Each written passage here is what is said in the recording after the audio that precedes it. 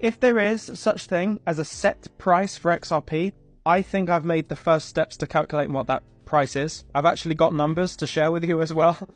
Let me get into my rationale, my reasoning behind even diving into this in the first place. If you go back to that stablecoins mention of XRP and XLM in that World Bank document, that will be linked somewhere, probably the first comment on this video. We all have seen this part of the document where it mentions XRP and XLM as stablecoins for payments, for cross-border payments, right? This is the first time we've heard them as stable, because they're not stable right now, alluding to the idea that XRP and XLM are supposed to be stable in order to be used properly, okay?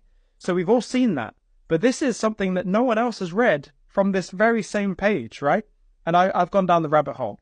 It says here, it's supposedly capable of settling a payment within 4 seconds and handling 1,500 transactions every second. We know this. It also goes on to say that a certain fraction of XRP is destroyed in the process, being 0.00001 XRP, meaning the total supply of XRP decreases over time. We understand this, but get ready for it. In theory, maintains its value. Are you thinking what I'm thinking? If the World Bank are calling XRP a stable coin, and they are also highlighting the burn rate as a primary factor in creating stability and stabilization of the XRP price, my thought process was, well, what does the price of an XRP have to be in order for the burn rate to counteract the growth or the price in order to maintain a stable value? I hope I'm explaining that properly. So I went into the rabbit hole and I did the calculations and I figured out what the price would have to be for XRP for the burn rate to be the exact balance of the growth of the network.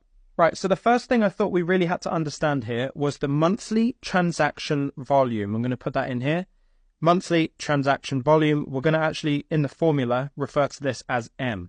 Now, I took a look on the internet just to see the volume, the daily volume on the XRP ledger as of today, the day of recording it, which is also the day this is coming out.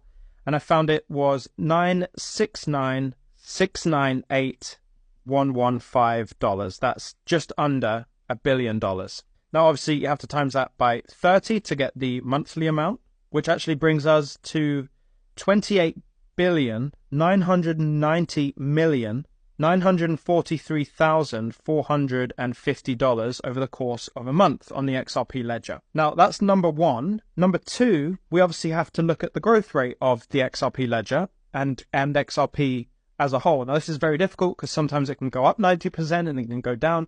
But if we just assume a 1% growth rate month on month, now I've got no basis other than